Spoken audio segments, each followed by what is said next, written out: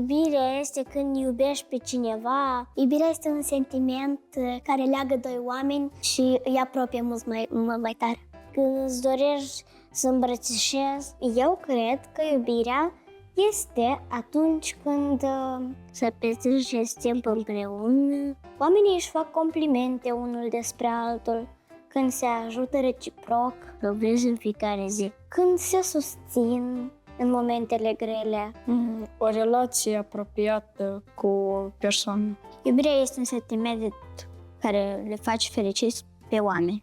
Iubirea este ceva de chimie, este legătura din doi oameni care îi unesc. Prin zâmbete, prin pupiciuri din vânt, poți să arăți prin zâmbete diferite cadouri, multe. Le mai pot spune că iubesc acea persoană în voce tare. Îi zic.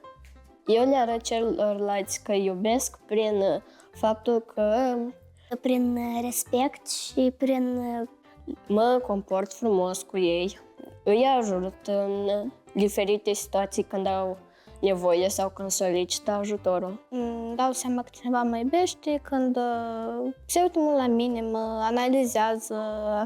atunci când mă îmbrățișează, mă ajută cu ceva. Atunci când vine după tine, nu te lasă în pace, Începe să comport foarte, foarte frumos cu mine.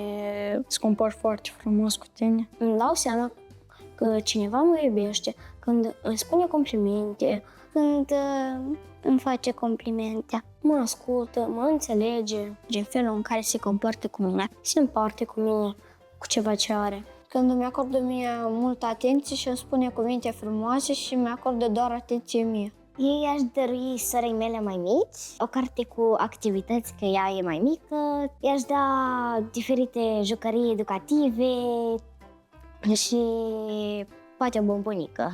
Eu mami aș da I-aș dori mamei un roman de dragoste. un bilet în Spania, că e acolo foarte tare vrea să meargă. Ei face mamei și ei oferi un desen și o floare. Ei ar dori mamei mele toată dragostea și tot respectul care mi l-a dăruit. Pentru mine iubirea, dacă aș desena-o, ar fi eu cu băiatul pe care mi-e drag de el și cu o inimă.